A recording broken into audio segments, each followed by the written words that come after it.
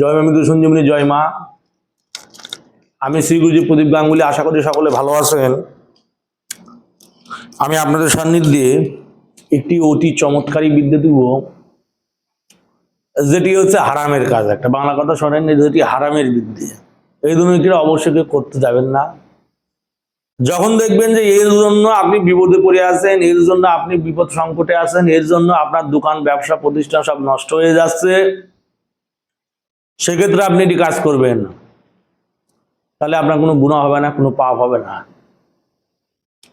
এই যে মন্ত্রটি, এই যে নিয়মটি, মন্ত্রটি কি? শত্রুর দোকান বন্ধ করার মন্ত্র। শত্রুর দোকান মানে আপনার দোকানে একসময় বেচা কেনা হচ্ছে প্রচুর পরিমাণে, আপনি যে স্টকের ব্যবসা করছেন তার পাশে আরেকজন যে আপনার শত্রু, সেই স্টকেরই ব্যবসা করছে।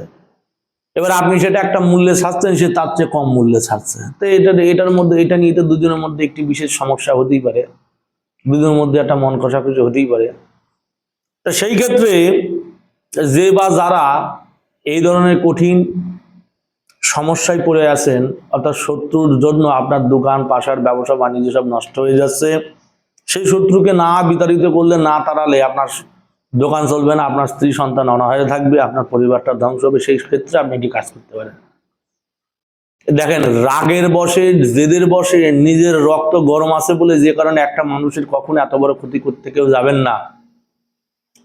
এই ধরনের ক্রিয়াকলাপ তারাই করবেন যারা শত্রু, যারা আক্রান্তিত, শত্রু যারা জর্জরিত, শত্রুর জন্য যারা নিজে হালাখান হচ্ছেন, শত্রুর জন্য যারা নিজের সমস্যায় পড়ে আছেন, বা শত্রুর জন্য নানাবিধ সমস্যা উৎপন্ন হচ্ছে, সেসব ক্ষেত্রে আপনি প্রয়োগ করতে পারেন। নির্দ্বিধায় প্রয়োগ করবেন, অবশ্যই ফল পাবেন। কিন্তু দেখা যাচ্ছে যে সামান্য কিছু কারণে আপনি আপনার শত্রুর উপরে একটা বড়সড় প্রয়োগ করে দিলেন, যে কারণে একটা পরিবার, একটি সংসার ধ্বংস হয়ে গেল, তখন কিন্তু বিরাট গুণেগারের খাতায় আপনার নাম চলে যাবে। সে বেকার, সে হ্যান্ডিক্যাপ, সে প্রৌঢ়, সে চলতে পারে না, সে দোকান করেছে আপনার পাশে, আপনি তাকে সাপোর্ট করেন, আপনি তাকে বলেন হ্যাঁ দোকান করো, আমি আছি, আমি দেখে রাখবো। যেহেতু তার করার কোনো ক্ষমতা নেই, তার কাজ করার ক্ষমতা নেই, সেক্ষেত্রে আপনি সেটা করতে পারবেন, সেক্ষেত্রে আপনি তাকে উপকার করতে পারবেন। কিন্তু এই নয় যে তার জন্য আপনার ব্যবসা ক্ষতি হচ্ছে, যে কারণে তাকে আপনি ধ্বংস করে দেবেন। এই ধরনের পাপ ক্রিয়া থেকে অবশ্যই বিরত থাকবেন। শত্রু যে প্রাণঘাতী শত্রু, যার একাধিক ব্যবসা আছে, থাকার পরেও সে আপনার প্রতি শত্রুতা করছে, সে আপনার প্রতি নানান প্রকার সমস্যার সম্মুখীন করছে, যে শত্রুর কারণে আপনি মাঠে ঘাটে চলতে পারছেন না, রাস্তায় চলতে পারছেন না, যে শত্রুর জন্য, সেই শত্রু সেইখান থেকে না চলে গেলে আপনার সেখানে আপনার শান্তি নেই।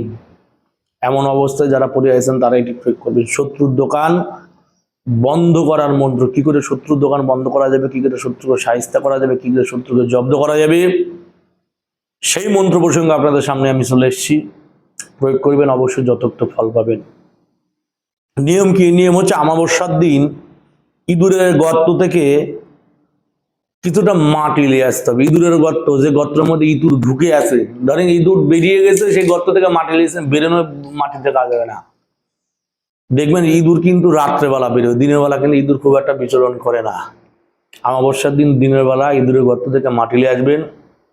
নিয়ে এসে যখন অমাবস্যার সন্ধে হবে, তখন এই মন্ত্র, বা অমাবস্যার দিন রাত্রি 12টার পরে একটি ধূপ দ্বীপ জ্বালায় একটি আসন সাজায়, সেখানে বসে আপনি এই যে মন্ত্রটি, এই মন্ত্রটি মাত্র 7 বার বলে 7টি ফু দেবেন।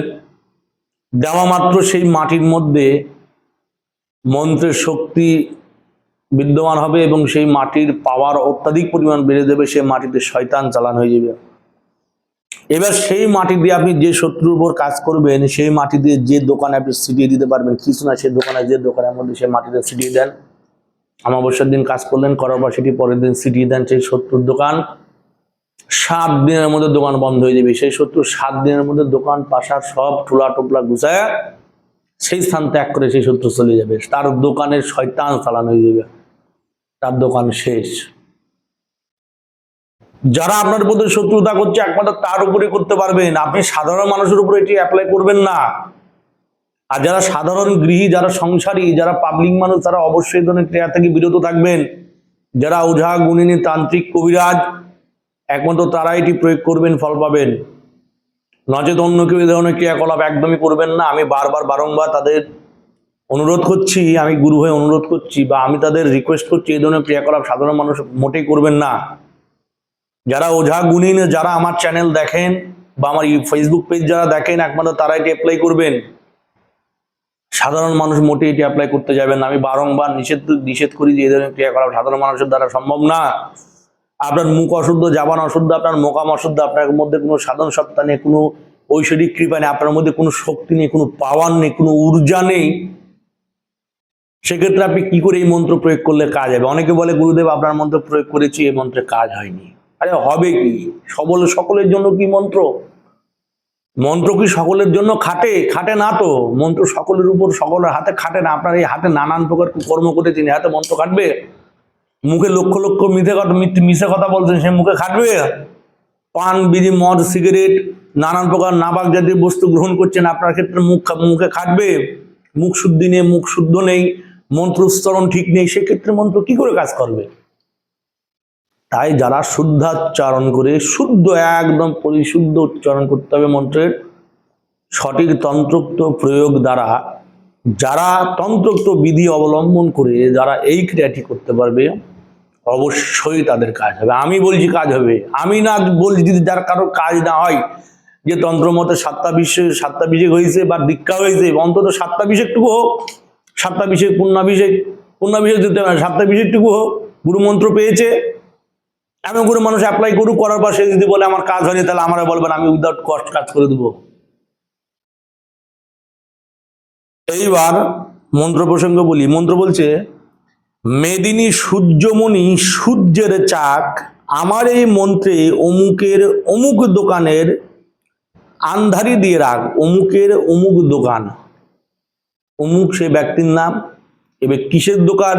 অমুকের চায়ের দোকান, অমুকের মুদির দোকান, অমুকের কাপড়ের দোকান, বা অমুকের স্টিল ফ্যাক্টরি, অমুকের গ্রিল ফ্যাক্টরি, অমুকের মাছের দোকান, অমুকের মাংসের দোকান। আপনি যাই বলবেন অমুকের জায়গায় তার নাম বলতে হবে, এবং কিসের দোকান সেটা আলোচনা, এখানে আলোচনা মানে প্রসঙ্গটা আলোচনা করতে হবে মন্ত্রের মধ্যে। বলছে, মেদিনী সূর্যমণি সূর্যের চাক আমার এই মন্ত্রে অমুকের অমুক দোকানে আন্ধারি দিয়ে রাখ।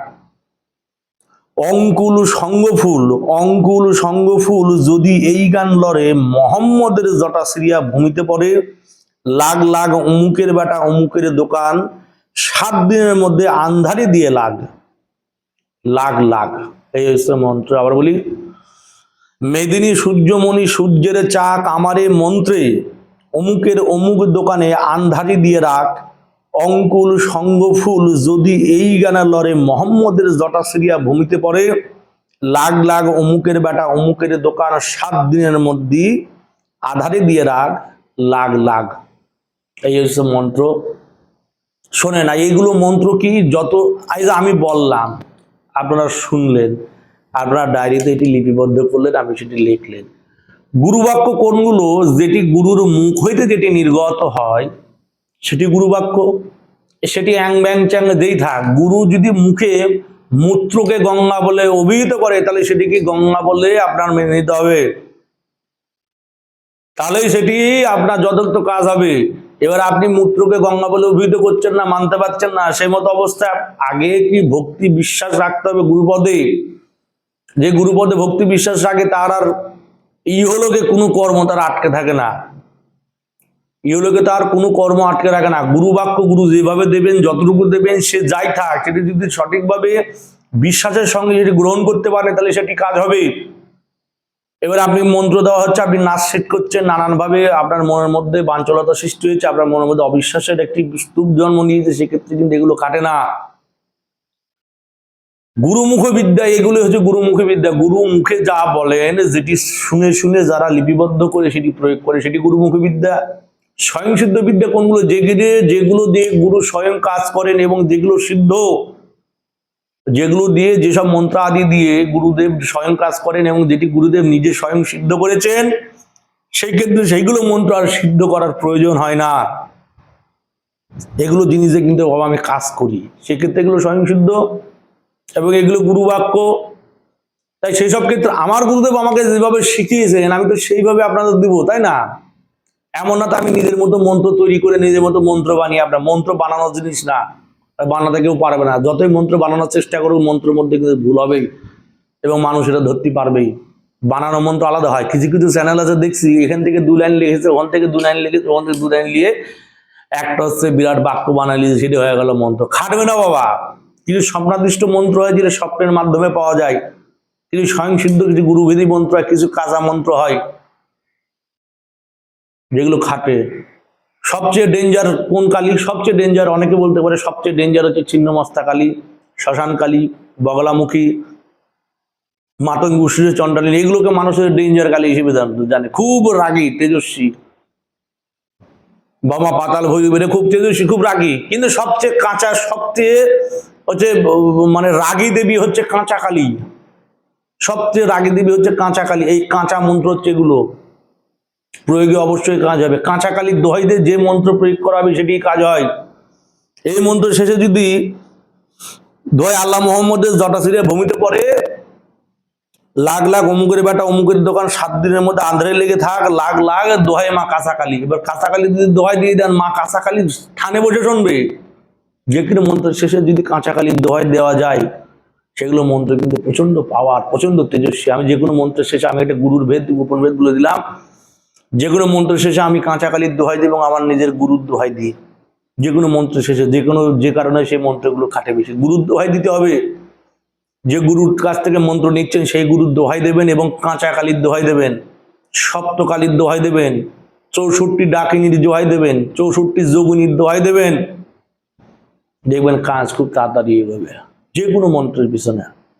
দেখ, জয় মা মৃত সুন্দরী জয় মা, এটি অতি চমৎকার এবং প্রভাবশালী এবং খুব বাজে বলতে পারেন এই ধরনের একটি বিদ্যা দিলাম, প্রয়োগ করবেন, অবশ্যই ফল পাবেন। জয় মা মৃত সুন্দরী জয় মা।